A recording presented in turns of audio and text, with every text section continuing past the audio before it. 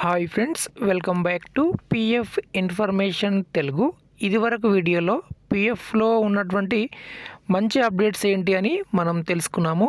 ఈ వీడియోలో ఈపీఎఫ్లో ఉన్నటువంటి బ్యాడ్ అప్డేట్స్ అంటే చెత్త అప్డేట్స్ అన్నమాట. వీటి వల్ల ఈపీఎఫ్ మెంబర్స్కి ఎటువంటి ఉపయోగం అనేది ఉండదు, కానీ అవి అప్డేట్స్లో అలా కనిపిస్తాయి అంతే. సో అవేంటో తెలుసుకుందాం. వీడియోకి లైక్ చేయండి, అలానే కొత్తగా చూసేవారు సబ్స్క్రైబ్ చేయండి. పిఎఫ్లో ఉన్నటువంటి మొట్టమొదటి బ్యాడ్ అప్డేట్ ఏంటంటే ఫామ్ 10C. పిఎఫ్ మెంబర్స్ కొందరికి తెలిసి తెలియక పిఎఫ్ క్లెయిమ్ అప్లై చేస్తూ ఉంటారు. 2-3 కంపెనీస్లో డ్యూటీ చేసి ఉన్నప్పుడు వారు పిఎఫ్ని ట్రాన్స్ఫర్ చేయకుండానే క్లెయిమ్ చేస్తూ ఉంటారు. అప్పుడు ఒకసారి మీరు ఫైనాన్స్ సెటిల్మెంట్ అప్లై చేశారంటే మళ్ళీ రెండోసారి అప్లై చేయడానికి అవకాశం ఉండదు. ఒకవేళ అప్లై చేసినా కూడా యువర్ క్లెయిమ్ ఆల్రెడీ సెటిల్ అని పిఎఫ్ వారు రిజెక్ట్ చేస్తుంటారు. ఎటువంటి చెక్ చేయకుండా, మాన్యువల్గా చెక్ చేయకుండా రిజెక్ట్ చేస్తారు. పిఎఫ్ ఫీల్డ్ ఆఫీసర్కి తెలుసు ఆ ఈపీఎఫ్ అకౌంట్లో డబ్బులు ఉన్నాయని కూడా తెలిసి కూడా పిఎఫ్ క్లెయిమ్ రిజెక్ట్ చేస్తారు. ఇది ఈపీఎఫ్ వాళ్ళు చేసేటటువంటి ఒక బ్యాడ్ అప్డేట్. మరో అప్డేట్ ఏంటంటే, ఇది వరకు కూడా చెప్పాను, అది ఈపీఎఫ్ పాస్వర్డ్కి సంబంధించి ఎవ్రీ 2 మంత్స్కి ఒకసారి, ఎవ్రీ 3 మంత్స్కి ఒకసారి పాస్వర్డ్ అనేది చేంజ్ చేయండి అని ఈపీఎఫ్ చెప్తుంది. పాస్వర్డ్ వల్ల ఎటువంటి నష్టం జరగదు. ఎందుకంటే మీ యొక్క పాస్వర్డ్ ఇతరులకు తెలిసినా కూడా, వారు పిఎఫ్ అప్లై చేసినా కూడా మీ బ్యాంక్ డీటెయిల్సే అప్లోడ్ చేసి అప్లై చేస్తారు.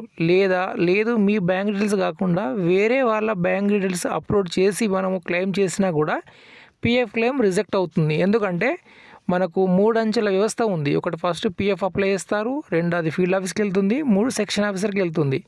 ఈ 3 అంచెల వ్యవస్థను దాటి మనకు క్లెయిము వేరే అకౌంట్లోకి వెళ్ళడం అనేది అసాధ్యం. అందుకోసం పాస్వర్డ్ అనేది ఒకసారి క్రియేట్ చేసుకుంటే కనీసం ఒక 6 మంత్స్ లేదా 1 ఇయర్ అయినా మనకు ఉపయోగపడేలా ఉండాలి. అలా కాదు, ఈపీఎఫ్ఓ మనకు పనికి వచ్చేటటువంటి అప్డేట్స్ కంటే పనికిరాని అప్డేట్స్ పైనే ఎక్కువ దృష్టి పెడుతూ ఉంటుంది. మరొక అప్డేట్ ఏంటంటే యూఏఎన్ డిసేబుల్ లేదంటే యూఏఎన్ బ్లాక్ అవ్వడం.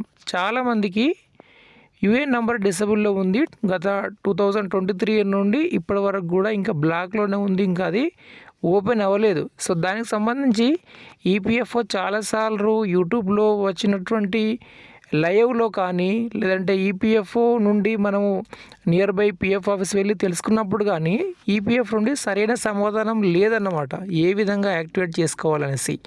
కొందరు ఏం చేస్తారంటే కేవైసీ చేయాలని వారి యొక్క యూఏఎన్ నెంబర్కి వేరే ఫేక్ కంపెనీని దాన్ని లింక్ చేసేసి కేవైసీ చేసి ఉన్నారు కొందరు. దానివల్ల యూఏఎన్ నెంబరు బ్లాక్ అయింది.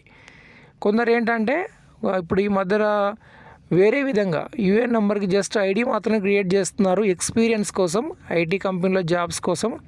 దానివల్ల కూడా మనకు యూఏఎన్ నెంబర్ అనేది బ్లాక్ అయ్యింది. అంటే ఓపెన్ అవ్వదన్నమాట అది. కానీ అది ఎప్పుడు ఓపెన్ అవుతుంది, ఎలా ఓపెన్ అవుతుంది అనేది ఇంతవరకు ఈపీఎఫ్ నుండి సరి అయిన సమాచారము ఎవరి దగ్గర లేదు. ఓకే, ఇదొక అప్డేట్. మరొక అప్డేట్ ఏంటంటే లాస్ట్ ఇయర్ అయితే మనకు జాయింట్ డిక్లరేషన్ అనేది ఆన్లైన్లో తీసుకురావడం జరిగింది. ఆన్లైన్లో తీసుకురావడం వల్ల ఇప్పుడు ఏమవుతుంది, గతంలో ఆఫ్లైన్ విధానం ఉండేది. కనీసం కంపెనీ దగ్గర వెళ్ళి కంపెనీతో మాట్లాడి జాయింట్ డిక్లరేషన్ ఫామ్ తీసుకొని సంబంధిత పిఎఫ్ ఆఫీస్లో సబ్మిట్ చేస్తే తప్పనిసరిగా 1 నుంచి 3 మంత్స్ లోపు మనకు నేమ్ కానీ, డేట్ ఆఫ్ బర్త్ కానీ, ఫాదర్ నేమ్ కానీ కరెక్షన్ చేసుకునే అవకాశం ఉండింది. ఇప్పుడు ఏమైందంటే జాయింట్ డిక్లరేషన్ ఆన్లైన్లో తీసుకురావడం వల్ల ఇక్కడ కంపెనీ రెస్పాండ్ అవ్వట్లేదు. అక్కడ ఈపీఎఫ్ మెంబర్కి నేమ్ కానీ, డేట్ ఆఫ్ బర్త్ కానీ కరెక్షన్ అవ్వట్లేదు. అసలు కంపెనీ ఏం చేయాలంటే, అంటే ఈపీఎఫ్ కంపెనీకి ఏం చేయాలంటే ఒక 2 మంత్స్ లేదా 3 మంత్స్లో మీ కంపెనీలో ఉన్నటువంటి ఎంప్లాయీస్కి అందరికీ డేటా కరెక్ట్ లేకపోతే ఈపీఎఫ్ఓ ఫైన్ వేయాలి కంపెనీ వాళ్ళకు. అప్పుడు తప్పనిసరిగా కంపెనీ రెస్పాండ్ అయ్యి వితిన్ 2 to 3 మంత్స్ లోపు మీ డేటా అంతా కరెక్ట్ చేసేదానికి అవకాశం అయితే ఉంటుంది. కానీ ఈపీఎఫ్ఓ అది పట్టించుకునే పరిస్థితిలో లేదు. ఏమంటే జాయింట్ డిక్లరేషన్ ఆన్లైన్లో ఉంది, ఆన్లైన్లో చేసుకోండి అంటుంది. అవును, ఆన్లైన్లో చేసుకుంటాం. ఒక ఈపీఎఫ్ మెంబరు ఎప్పుడో 2010లో ఒక డ్యూటీ చేశాడు, ఒక 5 months 5 years చేశాడు. ఇప్పుడు ఆ కంపెనీ క్లోజ్ అయింది. మరి కంపెనీ క్లోజ్ అయినప్పుడు జాయింట్ డిక్లరేషన్ మీరు ఆన్లైన్లో తీస్తే ఏంటి, ఆఫ్లైన్లో తీస్తే ఏంటి? దానివల్ల ఈపీఎఫ్ మెంబర్కి అయితే ఎటువంటి ఉపయోగం లేదు కదా. ఎందుకంటే కంపెనీ ఉంటేనే కదా జాయింట్ డిక్లరేషన్ అనేది ఆన్లైన్ ద్వారా ముందుకెళ్తుంది. హెచ్ఆర్ అప్రూవ్ చేస్తే డిఎస్సి ద్వారా. హెచ్ఆర్ఏ లేనప్పుడు, కంపెనీ లేనప్పుడు మీరు జాయింట్ డిక్లరేషన్ అనేది ఆఫ్లైన్లో తీసుకోవాలి. కానీ అది వాస్తవ రూపంలో జరగట్లేదు.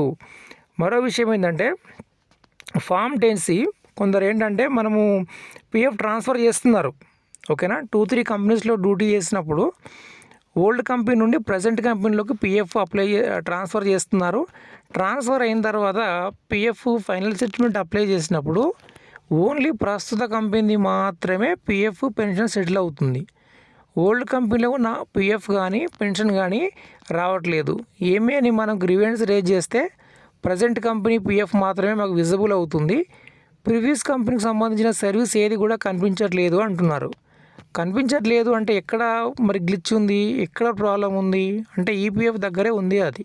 మరి ఈపీఎఫ్ సర్వర్ని అప్డేట్ చేస్తేనే కదా ఇతరితర వేరే కంపెనీలో వేరే ఐడీలో ఉన్నటువంటి పిఎఫ్ బ్యాలెన్స్ కానీ పెన్షన్ బ్యాలెన్స్ కానీ కనిపించేది. కానీ ఈపీఎఫ్ఓ అలా చేయదు, జస్ట్ మాకు ప్రీవియస్ సర్వీస్ కనిపించట్లేదు అనేసి ఫామ్ 10C అనేది చాలా వరకు అయితే రిజెక్ట్ చేస్తున్నారు.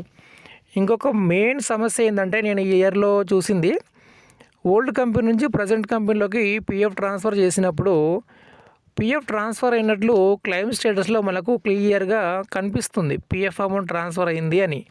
కానీ ఎప్పుడైతే మనం ప్రజెంట్ కంపెనీకి సంబంధించిన ఐడి ఓపెన్ చేసి చూసినప్పుడు అక్కడ ఎటువంటి ట్రాన్సాక్షన్ అనేది కనిపించట్లేదు. అంటే ట్రాన్స్ఫర్ అయిన అమౌంట్ అక్కడ రిఫ్లెక్ట్ అవ్వాలి, ఎంత అమౌంట్ ట్రాన్స్ఫర్ అయింది, ఏ డేట్ రోజు ట్రాన్స్ఫర్ అయింది అనేది మనకు చూపించాలి. కానీ ఆ ట్రాన్స్ఫర్ క్లెయిమ్స్ అనేవి అన్నీ కూడా స్టక్ అవుతున్నాయి. 100లో 60 మంది పిఎఫ్ ట్రాన్స్ఫర్లు అనేవి స్టక్ అవుతున్నాయి. గతంలో ఓన్లీ ట్రస్ట్ పిఎఫ్ ఐడీస్ మాత్రమే మనకు స్టక్ అయ్యేది, క్లెయిమ్ ట్రాన్స్ఫర్ అయ్యకపోయేది.